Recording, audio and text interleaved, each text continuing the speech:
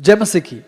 आज का मनन का भाग दूसरे कुरिन्थियों की किताब 3 अध्याय की 5वीं आयत से 5वीं और 6वीं आयत से लेना चाहता हूँ। 2 Corinthians chapter 3 verse 5 and 6।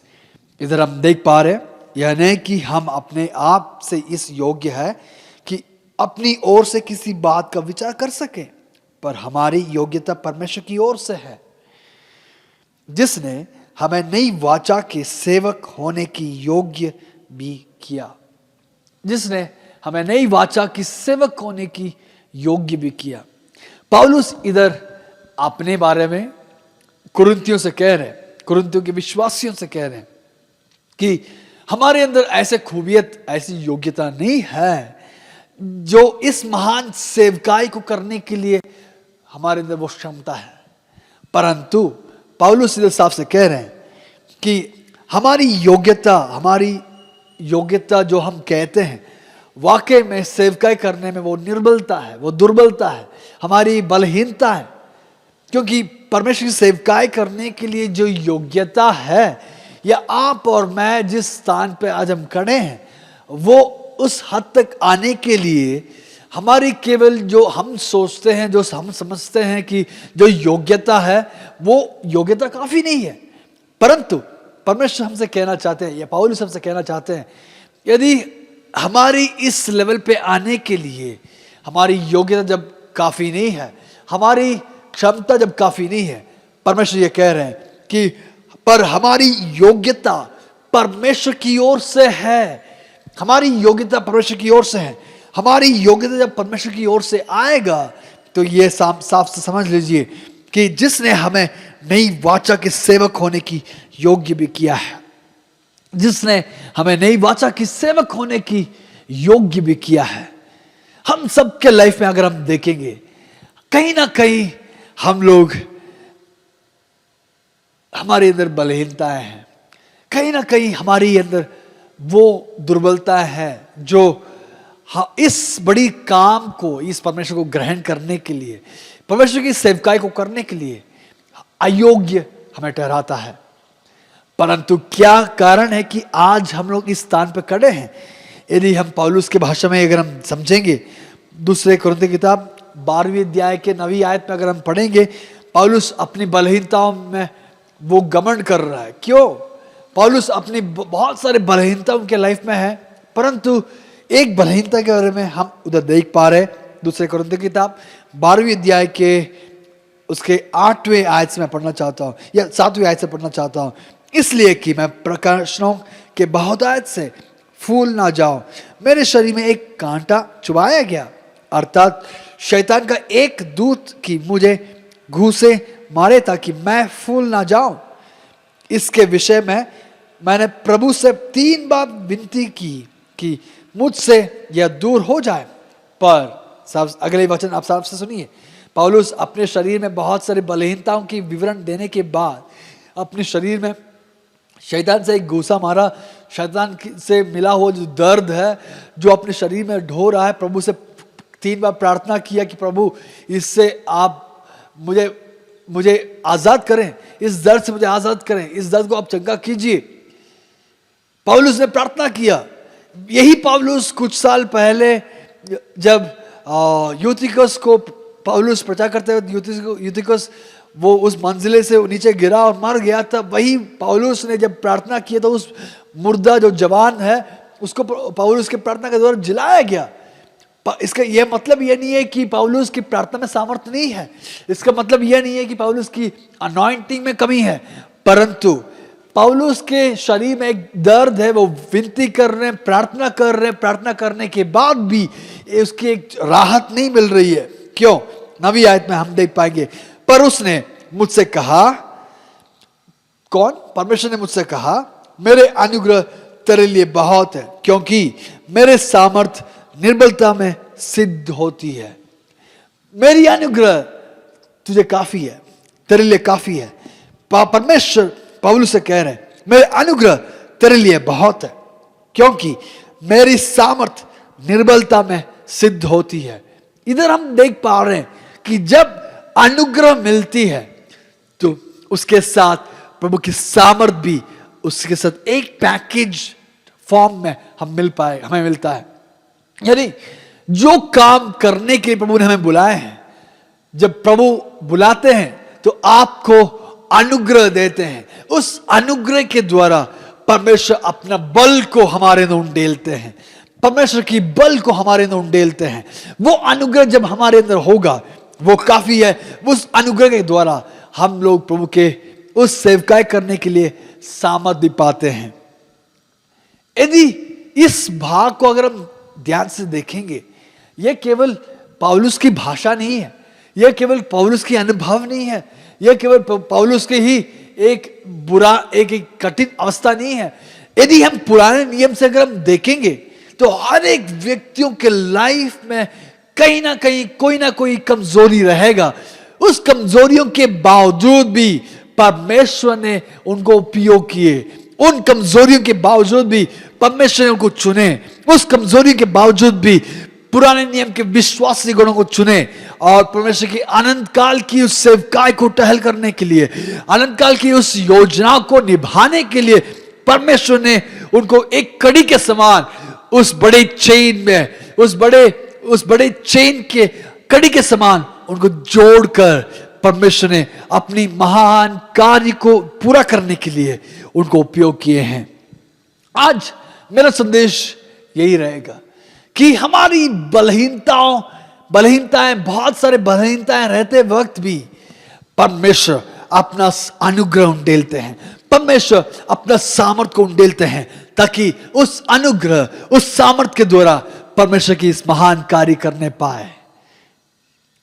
आज मेरे इस संदेश को सुनने वाले, अपने घरों के सुविधाओं में बैठकर सुनने वाले सारे लोग, मैं आपसे कहना चाहता हूं, आपके और मेरे अंदर बहुत सारे खूबियत जो हम सोचते हैं, जैसे दुनिया समझते हैं, नहीं रहेगा। परंतु क्या कारण है कि आज आपको और मुझे परमेश्वर ने चुने? क्या कारण है कि परमेश्वर आपको और मुझे चुनकर ऐसे स्थान पे लेके आए, ऐसे इतने महान उद्धार को दिए, इस परमेश्वर की इस असीम योजना को ढोने वाले एक पात्र के रूप में?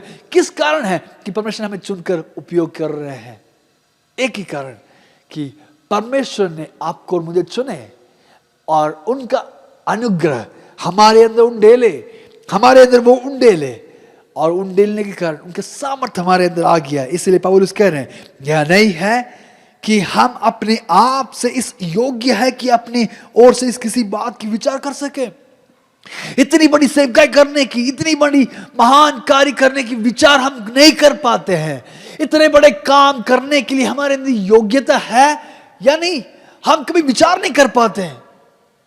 क्योंकि ये जो परमेश्वर की जो सेवकाई की जो भार हमारे ऊपर जिम्मेदारी जो सौंपा गया है, वो जिम्मेदारी निभाने के लिए योग्य क्षमता हमारे अंदर नहीं रहेगा, परंतु परमेश्वर की योग्यता। इसलिए पौलुस कह रहे हैं, पर हमारी योग्यता परमेश्वर की ओर से है, आपकी योग्यता परमेश्वर की ओर से है, मेरी योग्यता परमेश्वर की ओर से है। हम सबकी योग्यता परमेश्वर की ओर से होने के कारण हमारे सामने कोई खड़ा नहीं हो पाएगा। कोई शत्रु आपके मेरी परमेश्वर की योजना, मेरे यहाँ पर जो योजना है, परमेश्वर की योजना है, उस योजना को नकारने के लिए, उसको तोड़ने के लिए किसी से नहीं होगा। परमेश्वर जब योजना बनाए, आपको चुने, तो परमेश्वर अपना अनुग्रह दे देते हैं। हमारी बलहीनताओं को कवर करने वाली, हमारी दुर्बलताओं को कवर करने वाली परमेश्वर की वो सामर्थ्य हमारे अंदर उंडेल देते हैं। उस सामर्थ्य के द्वारा हम इस महान कार्य करने के लिए हमें सक्षम बनाते हैं। इसका एक समरी हम मत्ती रचित सुसमाचार पहली अध्याय के पहले 17 आयतों को अगर हम पढ़ेंगे तो उधर हम देख पा रहे हैं।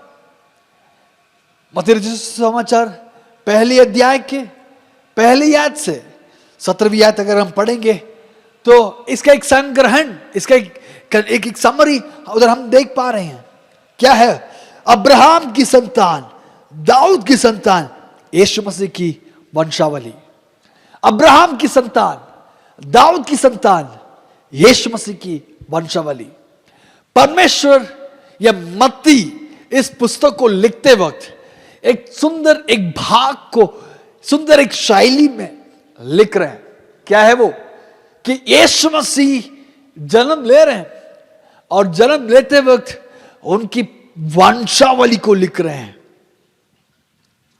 मैंने आज तक बहुत सारे बच्चे जब जन्म लेते हैं तो अस्पताल में जाके उनको मिला है, घर जाके उनको मिला है, या बर्थडेज के दिन में उनसे मिला हूं, या कुछ बच्चों के फर्स्ट बर्थडे में मैं भी भागी रहा। परंतु मैंने बहुत सारे जब कभी भी ऐसे संदर्भ में जाता हूं, आज तक मैंने नहीं पूछा कि अच्छा इस बेटा का नाम क्या है, ठीक है मिल गया, आपका नाम, आपका दादा दादी का नाम, आपका परदादाओं का नाम मैंने कभी नहीं पूछा। परंतु इधर मत्ती इस पुस्तक को लिखते वक्त हमारे जो नॉर्मल रूटीन है उससे थोड़ा हटकर विभिन्न शैली में उसको लिख रहे हैं, प्रदर्शन हमारे सामने रख रहे हैं। मान लीजिए मेरा एक फ्रेंड का परिवार में मेरे एक फ्रेंड के वाइफ एक बच्चे को जन्म दिया है, तो मैं अपने घर से या किसी और से बताऊंगा कि इस फलाना व्यक्ति के घर में परमेश्वर ने एक बच्चे को, इस परिवार को परमेश्वर ने बच्चे देकर आशीष किए हैं, तो मैं कभी भी उनके पूरे इतिहास को नहीं बताऊंगा। बस परमेश्वर परमेश्वर ने जो बच्चे दिए हैं उस बच्चे की जो जन्म की जो वार्ता है, जो समाचार है, मैं उन तक खबर है उन तक पहुंचा दूंगा, परंतु उनकी पूरी हिस्ट्री नहीं बताऊंगा। परंतु इधर मत्ती साफ से लिखते हुए देख पा रहे हैं कि मत्ती पहले 17 आयतों में यीशु मसीह की पूरी हिस्ट्री, कहां से, किस परिवार से जन्म लिया है, पूरी हिस्ट्री लिख रहे हैं। कैसे शुरू कर रहे हैं? अब्राहम की संतान, दाऊद की संतान, यीशु मसीह की वंशावली। अब्राहम की संतान, दाऊद की संतान, यीशु मसीह की वंशावली। हम इधर देख पा रहे हैं कि अब्राहम के लाइफ में, दाऊद के लाइफ में बहुत सारा एक बड़ी आशीष के रूप में यीशु मसीह तो जन्म ले रहे हैं। और आगे हम देखेंगे अगले 16 आयतों को अगर हम पढ़ेंगे, अगले 15 से 16 आयतों को पढ़ेंगे तो बहुत सारे काफी नामों को हम देख पाएंगे, बहुत सारे नामों को हम देख पाएंगे। इस सारे नाम की विवरण कहां से मिला मत्ती को? इतने सारे डिटेल्स कहां से मिला? अगर ध्यान से देखेंगे तो पहले इतिहास की किताब 10वीं अध्याय और रूत के किताब 4 आयत के आखिरी कुछ आयतों में से हो सकता है मत्ती को इस सारे एक वंशावली का एक विवरण मिला होगा, और काफी और सोर्सेस हो सकता है। परंतु मैं आज उस मत्ती जिस वंशावली को रखा है थोड़े से कुछ आंकलन करके हम प्रार्थना करके विराम देना चाहता हूं। इस लाइफ में अगर हम देखेंगे, इस वंशावली को अगर हम देखेंगे, इस वंशावली में बहुत सारे नाम हम देख पाएंगे जो हकीकत में उनका एग्जैक्ट नाम पुराने नियम में नहीं रहेगा, एग्जैक्ट नाम पुराने नियम में नहीं मिल पाएगा। परंतु अगर हम ध्यान से पढ़ेंगे तो सारे लोगों का एटलीस्ट उनका सेकंड नेम से जाना जाएगा। बहुत सारा ऐसे हम नाम देख पाएंगे। परंतु मेरे संदेश की ओर आना चाहता हूं। इस लाइफ में अगर हम देखेंगे तो इस परिवार के, इस व्यक्ति के लाइफ में अगर हम देखेंगे तो पुराने नियम में हम साफ से देख पा रहे हैं कि बहुत सारे नाम तो है, बहुत सारे नाम तो है। ये वंशावली को जब बनाते हैं तो वंशावली को लिखते वक्त मत्ती ऐसे नाम को चुन रहे जिस नाम में कहीं ना कहीं कमी हो सकता है। अगर इतने महान व्यक्ति की एक वंशावली को दिखाना है, एक परिवार को दिखाना है, हो सकता है बड़े बेटा का नाम से जाना जाता है। परंतु अब्राहम के लाइफ में देखेंगे तो अब्राहम के लाइफ में इस्माइल बड़ा बेटा था, परंतु इस्माइल को हटा दिए और दूसरा नंबर वाला जो दूसरा जन्म लिया हुआ जो बेटा इसहाक का नाम हम देख पा रहे हैं। इसहाक के लाइफ में जब देखेंगे तो ऐसा पहला एक बेटा था, परंतु उनको हटा दिए, दूसरा नंबर वाला याकूब को चुन लिए। अगर ईसाई के परिवार में देखेंगे तो पहले 7 बच्चे लोग थे, 7 को हटाकर लास्ट बेटा, आखिरी बेटा, पुत्र दाऊद को चुनकर इस वंशावली में लेके आ रहे हैं। इस पुस्तक में इन सारे लोगों के नाम अगर हम देखें, उनके लाइफ देखेंगे, वो ना तो एक पहलौठा था, परंतु उस पहलौठा के स्थान को हटाकर उनको उस स्थान में ले आ रहे हैं, जिस वंशावली में, जिस स्थान में यीशु मसीह की वंशावली बन रही है। क्या योग्यता है, क्या योग्यता है। अगर हम देखेंगे तो इस योग्यता इन सारे लोगों के लाइफ में अगर हम देखेंगे, अब्राहम के लाइफ में देखिए, अब्राहम क्या वो योग्य था इतना महान कार्य करने के लिए? नहीं।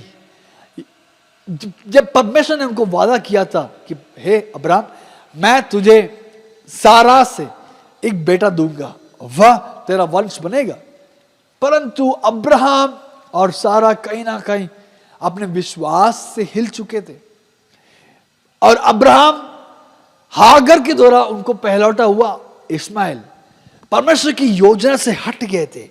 वो कहीं ना कहीं वो परमेश्वर की योजना था कि ये अनेक जातियों का पिता बने, परमेश्वर की योजना था कि अनेक जातियों के लिए एक आशीष का पिता बन पाए, और अनेक लोगों के लिए, अनेक संसार के अनेक जातियों के लिए अब्राहम एक पिता बनने का एक बुलावट तो था, परंतु उनके लाइफ में एक गलती, वो गलती के कारण क्या हुआ है, उस परमेश्वर की उस महान योजना से थोड़ा हट गए थे। फिर भी परमेश्वर ने उनको चुना, फिर भी परमेश्वर ने उनको चुना। दाऊद के लाइफ में देखेंगे, दाऊद, मैं दो व्यक्तियों का नाम इसलिए ले रहा हूं क्योंकि अगर आप पहले आयत अगर हम पढ़ेंगे तो वंशावली की 3 मुख्य कड़ी हम देख पा रहे हैं, अब्राहम, दाऊद और यीशु मसीह। अब्राहम का संतान, दाऊद का संतान और यीशु मसीह की वंशावली। यही आयत अगर हम 17वीं आयत अगर हम पढ़ेंगे तो यही शैली में हम देख पा रहे हैं। इस प्रकार अब्राहम से दाऊद तक 14 पीढ़ी हुई, और दाऊद से बेबीलोन के बंदी होकर पहुंचाए जाने तक 14 पीढ़ी, और बंदी होकर बेबीलोन के पहुंचाए जाने के समय से मसीह तक 14 पीढ़ी हुई।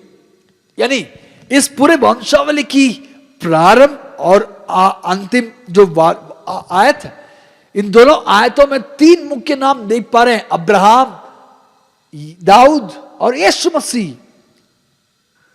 यीशु मसीह इस महान योजना के अंतर्गत उनको जन्म लेने के लिए ऐसे वंशावली में जन्म ले रहे हैं जो अगर हम देख पा रहे हैं कि अब्राहम और दाऊद पूरी तौर से वो कहीं ना कहीं गलती किए थे।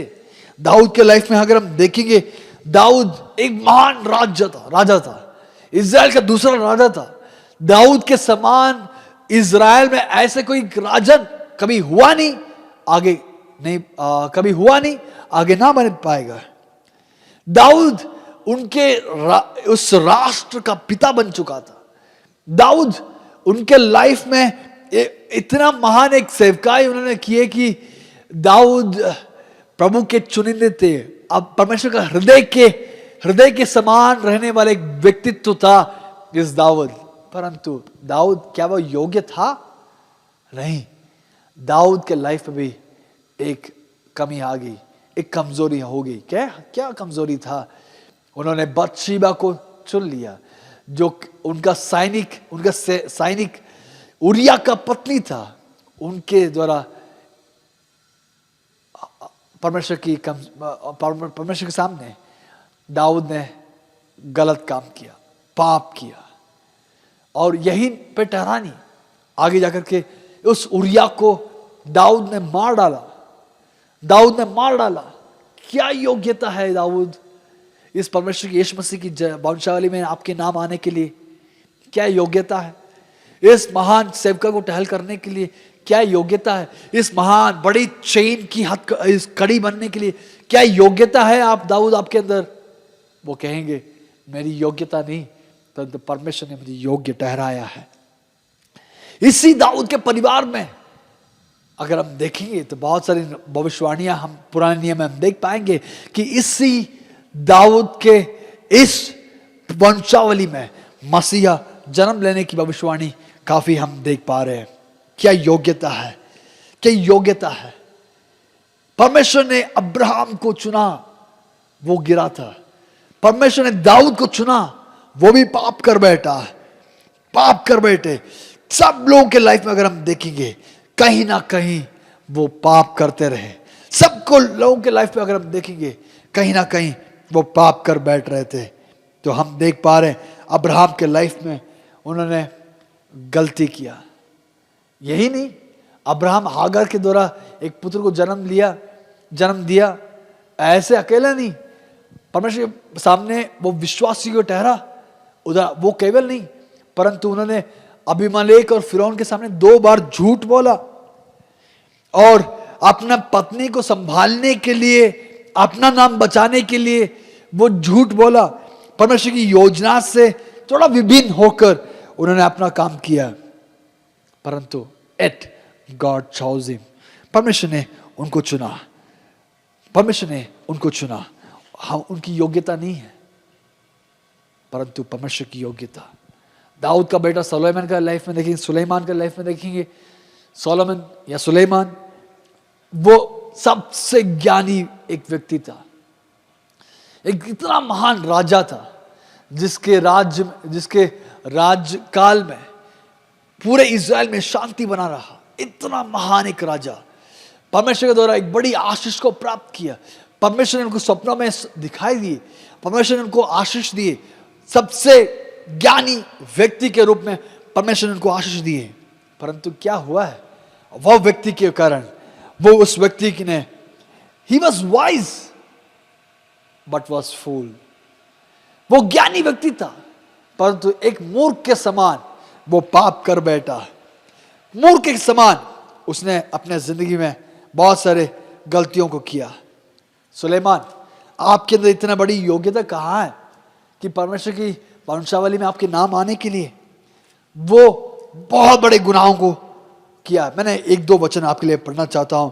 पहले राजाओं की किताब 11वें अध्याय के 7वीं और 8वीं आयत में आपके लिए पढ़ना चाहता हूँ।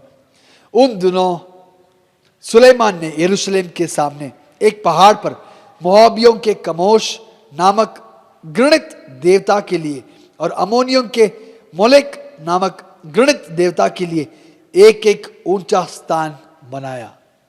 कौन? सुलेमान। यही व्यक्ति है जो कुछ आयत पहले उसने प्रभु का भवन बनाया, इतना भव्य मंदिर बनाया इस सुलेमान ने। यही व्यक्ति के मंदिर में परमेश्वर की असीम सानिध्य उतरा कि 120 या जो जितने पुरोहित थे, वो पुरोहित जितने लोग खड़े थे, वे लोग खड़े न हो पाए। वे लोग इतना परमेश्वर की सानिध्य इतना घना रूप से था कि वे लोग धरती पर नीचे गिर गए। इतना एक भव्य मंदिर बना है, परमेश्वर की सानिध्य इतना सामर्थ्य रूप से, ठोस रूप से उतरा कि वे लोग खड़े न हो पाए, सेवकाई टहल करने के लिए खड़े न हो पाए। परंतु सुलेमान आपने क्या कर रहे हैं, 7वीं अध्याय में आते वक्त हम देख पा रहे हैं कि अन्य ये मोलेक और इस पहाड़ी मोआबियों के कमोश नामक देवी देवताओं के लिए वो ऐसे मंदिर बना रहे हैं। जिस हाथ से प्रभु की मंदिर बनाया, वही हाथ से प्रभु के विरोध में आप काम कर रहे हैं। सुलेमान, क्या योग्यता है, क्या योग्यता है? जिस हाथ से उसने प्रभु का भवन बनाया, वही हाथ से प्रभु के विरोध में वो काम कर रहा है।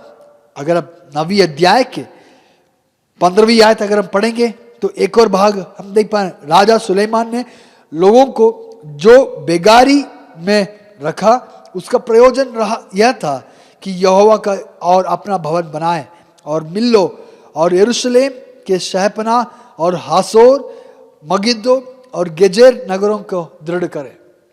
उन्होंने लोगों को अपने कर्मचारी के रूप में, कारीगर के रूप में रखा, परंतु क्या था? बेगारी के रूप में, बेगारी में रखा।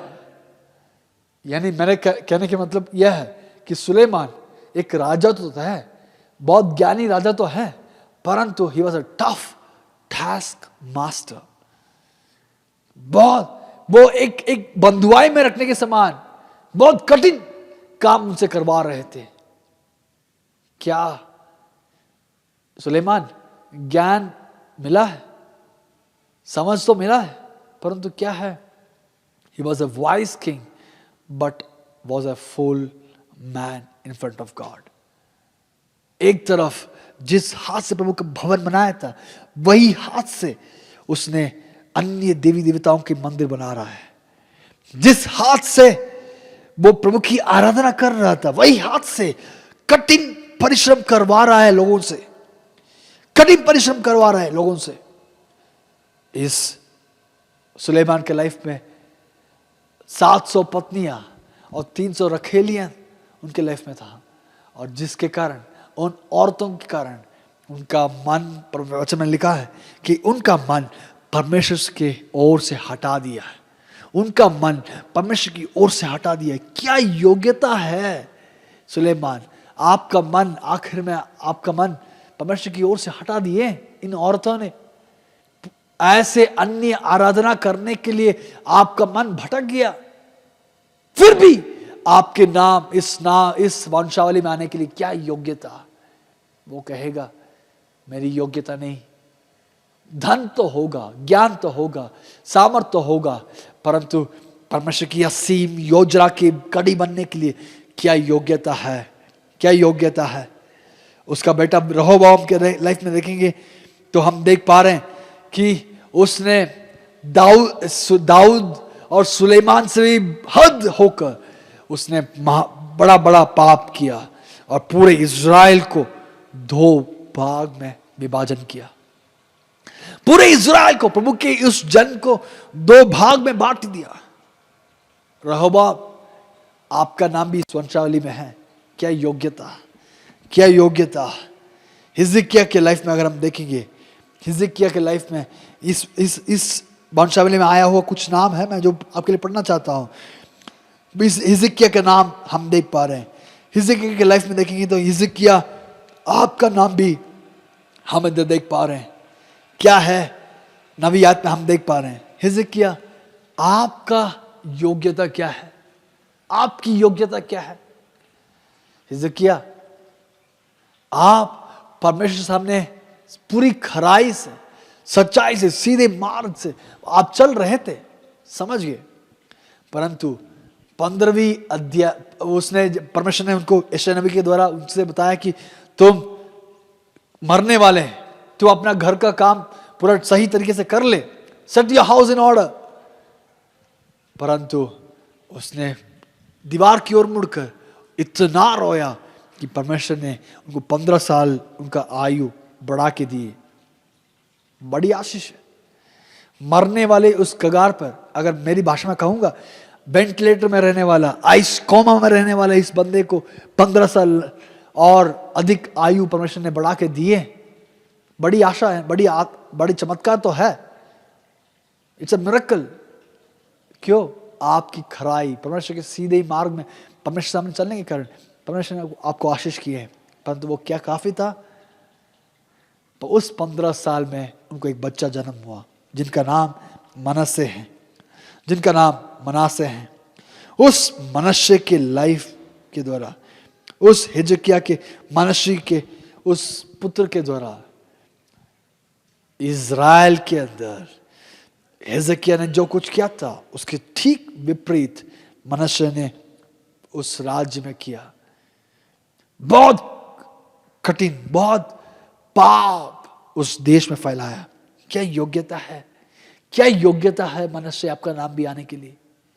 हिजकिय्याह, क्या योग्यता। काश आप उस 15 साल नाम मांगते तो इज़राइल के अंदर वो बड़ा क्रोध नहीं आता। हिजकिय्याह के 15 साल बढ़ाने के कारण ही शत्रु राज्यों के, बबीलोन के उस राजा से समझौता बनाना चाहता था। उस राजा ने इन पर चढ़ाई किए और उस मृत्यु के, उस मंदिर के सारे चीजों को उठा के ले गए, उस भव्य मंदिर को नाश कर दिए। काश हिजकिय्याह 15 साल न मांगते, काश हिजकिय्याह 15 साल न मांगते, ताकि परमेश्वर का भवन सुरक्षित रहता, मनश्शे जन्म ना लेती। परंतु गलती की। क्या योग्यता है, क्या योग्यता है। अगर इन सारे हरकतों को देखेंगे, मनासे हिजकिय्याह जीवित रहेगा तो कहेगा, अरे काश मैं 15 साल और ना मांगता। योग्यता तो नहीं है, परंतु परमेश्वर आपको चुने हैं, परमेश्वर आपको चुने हैं। इस लाइफ में अगर हम देखेंगे, ऐसे बहुत सारे नामों को हम देख पाएंगे।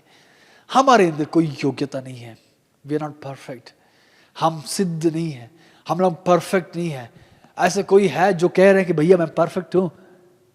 कोई नहीं है। परंतु आपको और मुझे परमेश्वर ने चुने। क्यों? अपना सामर्थ, अपना अनुग्रह उंडेल कर इस महान कार्य करने के लिए, प्रभु की इस महान योजना की कड़ी बनकर परमेश्वर की सेवकाई करने के लिए प्रभु ने सहायता की है। क्या योग्यता? मैं कहूंगा योग्यता केवल प्रभु का अनुग्रह और उनका सामर्थ। क्या योग्यता? एक ही योग्यता कि आपको और मुझे चुने, आपको और मुझे इस असीम इस योजना की एक कड़ी बनाकर परमेश्वर ने खड़ा किए। मैं कहूंगा एक ही योग्यता, परमेश्वर की सामर्थ, अनुग्रह मेरे अंदर, मेरी अनुग्रह काफी है। परमेश्वर ने कहा आपके लिए परमेश्वर की इस अनुग्रह काफी है।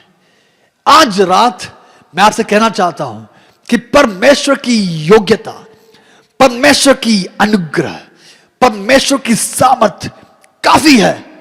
प्रभु की इस असीम, इस महान योजना को निभाने के लिए वो अनुग्रह काफी है, वो अनुग्रह काफी है। दाऊद, आप तो परमेश्वर के द्वारा चुने गए थे। अब्राहम, आपको तो परमेश्वर के द्वारा चुने गए थे। याकूब, आपको भी परमेश्वर ने चुने थे। परंतु कहा है, दर्शन तो मिला था ना, मैं इज़राइल बनाया, एक बड़े राष्ट्र का पिता बनाऊंगा। योजना तो बहुत मिला, कहां रह गया है? परंतु योजनाओं को टुकराने वाले बहुत सारे परिस्थितियां, घटनाएं हमारी जिंदगी में हो सकता है, परंतु मैं खड़ा हूं प्रभु की असीम योग्यता, मैं खड़ा हूं प्रभु की असीम अनुग्रह। क्या आप कह सकते हैं कि मैं खड़ा हूं उनकी अनुग्रह से, मैं खड़ा हूं उनकी सामर्थ्य से, मैं खड़ा हूं उनकी अनुग्रह से, उनके प्यार, जैसे पिछले दिनों में हम देख रहे थे, उनकी कृपा दृष्टि, जैसे मेफीबोशेत के लाइफ में उस दाऊद की कृपा दृष्टि होने के कारण, जैसे दाऊद ने मेफीबोशेत को उस लोदेबार से, उस बंजर भूमि से उनको लेकर आए और राज महल में उनको एक नई जिंदगी प्रदान किए, ऐसे परमेश्वर ने आपको चुने। मैफी, क्या योग्यता है? आपकी योग्यता कुछ दिनों पहले ही या कुछ साल पहले ही आपको मार डालना था। आपकी योग्यता की प्रतिफल क्या है? राज परिवार को मार डालने के समान आपको भी मार डालना था। परंतु दाऊद की कृपा दृष्टि, परमेश्वर के कारण उनकी कृपा दृष्टि हुआ। उस कृपा दृष्टि के कारण दाऊद मेफीबोशेत को उस लोदेबार, उस बंजर भूमि से उठाकर राजमहल में लेके आया और उनकी बलहीनता को छिपाने के लिए उनके लिए एक मेज तैयार किया। आज मैं कहना चाहता हूं कि आपको और मुझे परमेश्वर ने चुने, हमारी बलहीनता को छिपाकर अपनी अनुग्रह से ढांप दिए, ताकि हमारी अयोग्यता, हमारी दुर्बलता कोई ना देखने पाए, परंतु जो कोई देखेंगे आपके द्वारा परमेश्वर की इन असीम कार्यों को भरपूरी से पूरा होने का देखकर प्रभु के नाम की महिमा होने पाए। You are called by God. परमेश्वर ने आपको चुने, आपको बुलाए और आपको इस जगह पर स्थापित किया। विश्वास योग्य ठहरिए। जो स्थान परमेश्वर ने हमें दिए हैं उस स्थान पर विश्वास योग्य ठहरिए। आप परमेश्वर के लिए खड़े होने के लिए तैयार हो जाइए। ऐसे हम काफी लोगों के बारे में हम देख पाएंगे, काफी स्त्रियों के बारे में हम देख पाएंगे, काफी स्त्रियों के बारे में हम देख पाएंगे। कौन कौन है? तामार के बारे में हम देख पा रहे हैं, राहब के बारे में हम देख पा रहे हैं, रूत के बारे में हम देख पा रहे हैं, उरिया के पत्नी बत्शीबा के बारे में हम देख पा रहे हैं, मरियम के बारे में देख पा रहे हैं। क्या योग्यता।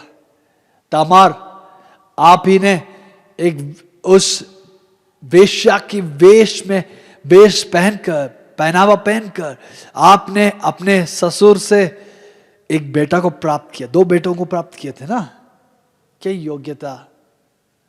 राहब, आप तो एक प्रोस्टिट्यूट है, आप तो एक वेश्या स्त्री है, आप इस पीढ़ी में आने के लिए क्या योग्यता। रूथ, आप एक मोआबी स्त्री है जो 10 पीढ़ी तक कभी इज़राइल के प्रदेश में ना आ पाएंगे, परंतु क्या योग्यता, क्या योग्यता, क्या योग्यता। बत्शीबा, आपने उस पवित्र राजा के उस बुलावट को ठेस पहुंचाया। क्या योग्यता। यदि आप विश्वास योग्य, अपने पति से विश्वास योग्य ठहरते तो एक अभिषिक्त ना गिरता। बत्शीबा, मैं दोनों तरफ से बोल रहा हूं, दाऊद अपने बुलावट में अपनी पवित्रता को बनाए रखते तो आप अपना योग्यता, आप अपने पवित्रता को नहीं खो पाते। बत्शीबा, यदि आप भी अपने पति के साथ वफादार रहेगी तो कभी भी जान जाने तक अगर आप वफादार रहेंगे तो हो सकता है उस अभिषिक्त ना गिरे, परंतु प्रभु की यह योग्यता, प्रभु की बुलावट आपके ऊपर इतना महान रूप से है कि इस तामार, राहब, रूत और बत्शीबा, आप चारों को चुने इस महान योजना की कड़ी बनने के लिए। मरियम, आपका नाम भी इस वंशावली में है ना। क्या योग्यता है। आप तो शादी नहीं हुए, आप तो अभी भी कुंवारी है। क्या योग्यता है। क्या योग्यता है कि आप इतने राजाधि राजा, इस ब्रह्मांड की, इस सारी सृष्टि के मालिक यीशु मसीह को अपने घर में धारण करे और जन्म दे। क्या योग्यता। मरियम कहेगी मेरी योग्यता नहीं, उनकी फेवर, उनका कृपा दृष्टि मेरे पर रहा, उनकी कृपा दृष्टि मेरे ऊपर रहा। क्या योग्यता। उनकी कृपा दृष्टि। मैं आज यही चीज कहना चाहता हूं, जो वचन हम पहले पढ़े थे वो वचन की ओर हम वापस आएंगे। दूसरे कुरिन्ती किताब 3 अध्याय की 5वीं और 6ठी आयत, ज्ञान है कि हम अपने आप से इस योग्य है कि अपनी ओर से किसी बात की विचार कर सके। मरियम, आप कभी भी यीशु मसीह को जन्म लेने की कभी विचार नहीं कर पाते ना। दाऊद, कभी आप सोच पाते कि आपके परिवार में, आपके वंशावली में यीशु मसीह जन्म ले पाते। तामार, रूथ, राहब, बत्शीबा, सुलेमान, कभी आप सोच पाते कि ये आपकी वंशावली में यीशु मसीह जन्म ले पाते। नहीं, कोई योग्यता नहीं है, परंतु परमेश्वर ने, आज आप इधर खड़े हैं, परमेश्वर ने आपको चुने। इसलिए आज आप बेतली चर्च में आ रहे हैं, ऐसा नहीं है कि किसी ने आपको लेकर आए, परंतु परमेश्वर की योग्यता है। परमेश्वर की योग्यता है कि आपको और मुझे चुने और आज हम बेतली चर्च में हम खड़े हैं। हो सकता है आपके लिए आपके पासवान प्रार्थना किए होंगे, हो सकता है आपके लिए आपके सेवक आपके लिए बहुत खूब प्रार्थना किए होंगे, परंतु उससे बढ़कर परमेश्वर की योग्यता है कि आज हम खड़े हैं, आज हम सेवकाई कर रहे हैं। हो सकता है आप चर्च के वर्शिप टीम में हो, सेवकाई कर रहे हैं, या कोई रिसेप्शन टीम में हो, या कोई मीडिया टीम में हो, या कोई अन्य टीम में हो सकते हैं। क्या योग्यता है कि कुछ थोड़े घंटे, कुछ थोड़े समय आपके जिंदगी के इस अल्प समय प्रभु के लिए बिताने के लिए क्या योग्यता है।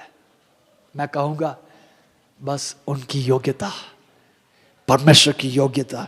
इसलिए पौलुस कह रहे हैं, पर हमारी योग्यता परमेश्वर की ओर से है, जिसने हमें नई वाचा के सेवक होने की योग्य भी किया। इस परमेश्वर ने नई वाचा की योग्य भी किया। मैं आज आपसे कहना चाहता हूं, just trust in the Lord. परमेश्वर जिस बुलावट परमेश्वर आपके ऊपर रखे हैं, जिस काम के लिए बुलाए हैं, जिस योजना आपके ऊपर जिम्मेदारी सौंपा गया, जिस योजना आपके ऊपर रखे हैं, उसको पूरा करने के लिए आप बस उस घड़ी के साथ जुड़े रहिए। परमेश्वर की यो अनुग्रह के अनुसार आप चलते रहिए। Let the grace of God, the power of God lead you to fulfil the calling and purpose of God. आप उस अनुग्रह में आप खड़े रहिए, उस बुलावट में खड़े रहिए, ताकि प्रभु की अनुग्रह, प्रभु की सामर्थ आपको और मुझे इस महान कार्य निभाने के लिए हमें सक्षम बनाए। क्या हम प्रार्थना करें? आंखों को बंद करें, हम प्रार्थना करेंगे। प्रभु जी, हमारी इस पारिवारिक प्रार्थना में आज रात हम लोग खड़े होकर प्रभु जी बैठकर हम प्रार्थना कर रहे हैं। ऐसी सुंदर मौका परमेश्वर आपने दिए हैं। हमारी योग्यता नहीं है प्रभु, हमारी खूबियत नहीं, इट्स ओनली योर ग्रेस। आपकी अनुग्रह है कि आज हम लोग खड़े हैं। आपकी अनुग्रह है कि आज हम लोग खड़े हैं। प्रभु हमें आप चलाइए, हमें आप चलाइए, हमें आप चलाइए, हमें आप चलाइए। आपकी जिम्मेदारियों को, आपकी योजनाओं को पूरा करने के लिए क्या बुजुर्ग, क्या बच्चे, क्या जवान, क्या बहन, क्या भाई, किसी भेदभाव के बिना प्रभु जी हम सब लोग एक साथ, एक परिवार के समान, एक चेन की काफी कड़ियों के समान हम सब लोग साथ में जुड़कर प्रभु आपकी सेवकाई को पूरा करने के लिए, उस प्रभु जी इस बेदारी की, प्रभु जी उस महान दीप को आगे ले जाने के लिए प्रभु जी हमारी सहायता कीजिए। लॉर्ड एनेबल अस। आज रात जितने लोग प्रार्थना कर रहे हैं, सबके लिए हम प्रार्थना करते हैं प्रभु जी, आप उनको सक्षम बनाइए कि एक प्रेरित के रूप में, अपोस्टल्स के रूप में, भविष्यवक्ताओं के रूप में, पास्टर्स के रूप में, टीचर्स के रूप में, प्रभु जी इवेंजलिस्ट के रूप में, हर एक व्यक्ति आज आपके सेवकाई टहल करने के लिए लोग इसके से बाहर आने पाए, ताकि प्रभु जी आने वाले दिनों में इस प्रभु जी हमारी चर्च भरकर सेकेंड सर्विस की ओर आने के लिए प्रभु आपकी अनुग्रह हम मांगते हैं। आशीष कीजिए, आपकी अनुग्रह हम मांगते हैं प्रभु जी, आपकी अनुग्रह हम मांगते हैं। हम लोग प्रभु जी बढ़ाने वाले परमेश्वर के साथ खड़े होकर हम बढ़ने पाए। प्रभु जी महान कार्य करने वाले, अद्भुत चमत्कार करने वाले राजाओं के राजा, अद्भुत कार्य करने वाले मिरेकल वर्किंग गॉड के साथ खड़े होकर आपके लिए चमत्कार करने के लिए हम भी सक्षम होने पाए। हमें आप सहायता कीजिए। सबके लिए हम प्रार्थना करते हैं, हर एक व्यक्ति को नाम बनाम आशीष करते हैं। हर एक आवश्यकताओं के लिए हम प्रार्थना करते हैं, हर एक व्यक्तियों की आवश्यकताओं के लिए हम मिलकर प्रार्थना करते हैं। जिनको चंगाई चाहिए, जिनको प्रभु जी चमत्कार चाहिए, जिनके लाइफ में काम में एक छुटकारा चाहते हैं, बिजनेस में छुटकारा चाहते हैं, जिनके जिंदगी में चमत्कार चाहते हैं, जिनके व्यक्तिगत जिंदगी में, बच्चों के जिंदगी में, पारिवारिक जिंदगी में, सेवकाई में, जहां कहीं छुटकारा चाहते हैं, हर एक व्यक्तियों के लाइफ में आज एक ब्रेक थ्रू होने पाए, ताकि आपकी सेवकाई कोई प्रभु जी बाधाओं के बिना पूरा करने के लिए आप सहायता कीजिए। हमारी प्रार्थना सुनिए, सब कुछ प्रभु यीशु मसीह के नाम से सुनिए और कबूल कीजिए प्रभु जी। Amen, amen, amen. God bless you, God bless you. आप सभी को आशीषित रखें। God bless you. प्रार्थना करने के लिए हमारे भाइयों से अनुरोध करना चाहता हूँ कि आगे प्रार्थना करके विराम देंगे। God bless you, God bless you.